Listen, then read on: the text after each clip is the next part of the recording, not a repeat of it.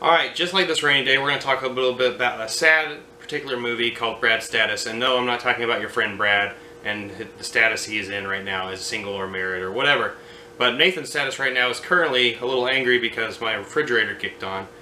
But we're going to talk about the movie Brad's Status, starring Ben Stiller and is directed by Mark White.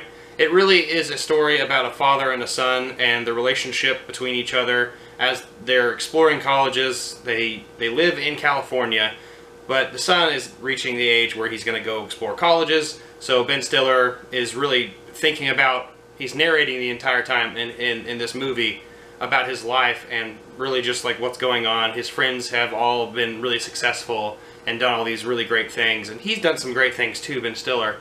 He's got a beautiful wife and he's got this nonprofit and he's really he's doing a lot of good things, but he's not really happy with himself and the things that's going on in his life. But fast forward, they're going over to colleges, they're looking at Harvard, and pretty much from there they're just trying to explore some depths of just mundane and ordinary life, and a lot of the things that go on in Ben Stiller's head really just kind of outlay that. And the music in this movie really highlights a lot of the elements of this movie that really just kind of get in people's heads, how people just kind of deal with depression or anxiety a little bit, and how pretty much maybe the world has forgot about some certain aspects of everybody.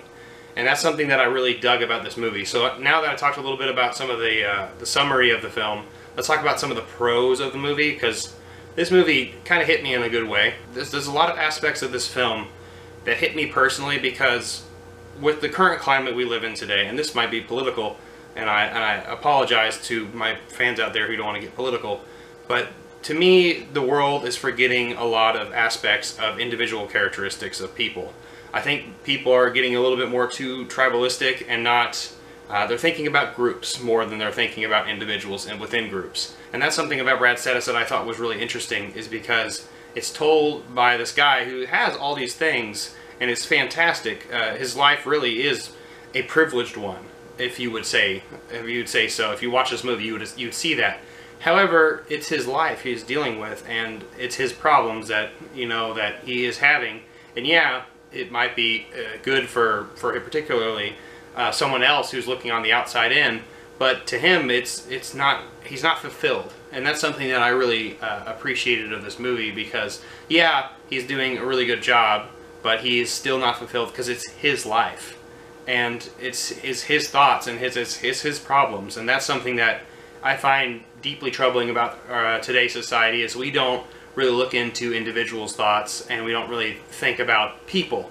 We think about groups of people, but we don't think about people within those groups. And that's something that I find really compelling with this story, is because you have seen something like this before, maybe in World's Greatest Dad. I don't know if you've seen this movie with Robin Williams. I've talked about it a couple times. This is a very similar movie in my eyes to this film, and that's something that I really enjoyed about it. Is it's a really kind of dark and melancholic kind of film that is happy and sad at the same time. So one of the things that really struck me as well is the concept of pretty much, you are doing fine, what are you complaining about? And that's something that it hit a chord with me pretty hard, because I live in this position where I have a couple of jobs, and then I have friends and family who love me, but at the same time they really don't know me.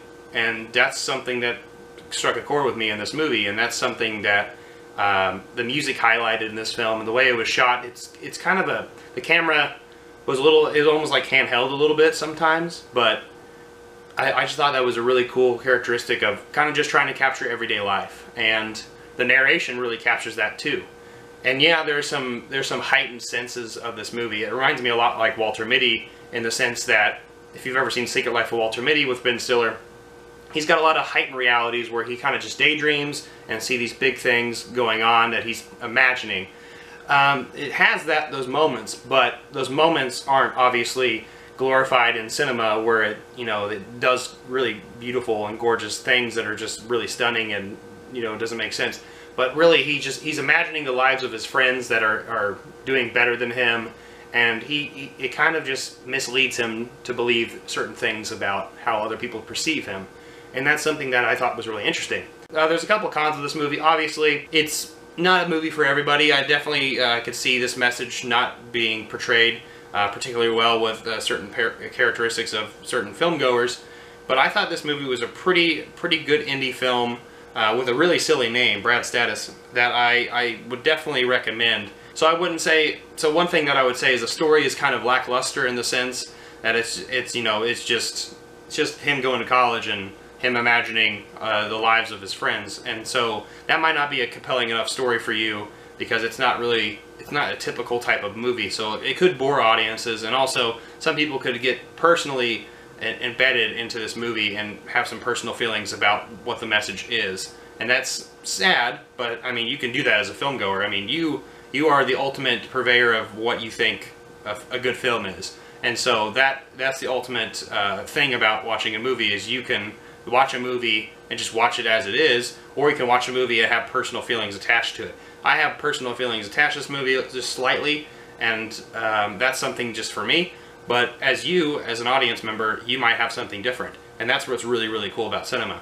But anyways, that's enough about my take on this. It kind of got a little political here, and I really like to apologize for that, but it's a very fun film, but also a really sad film if you want to check it out. Definitely check out Brad Status. I would definitely recommend this movie. I give it a 4 out of 5. It's a very good indie film. It reminds me a lot like World's Greatest Dad, and has some elements of The Secret Life of Walter Mitty, which is also starring Ben Stiller. So I want to hear your thoughts down below about Brad Status, or if you're interested in this movie whatsoever. And definitely check out the rest of my channel. Give me a comment down below. Let me know if you disagree with me completely, because I want to hear that. That's the beautiful thing about film. And also give me a like and share out to other people, and don't forget to subscribe, and I'll see you next time. I'm not jonesing around.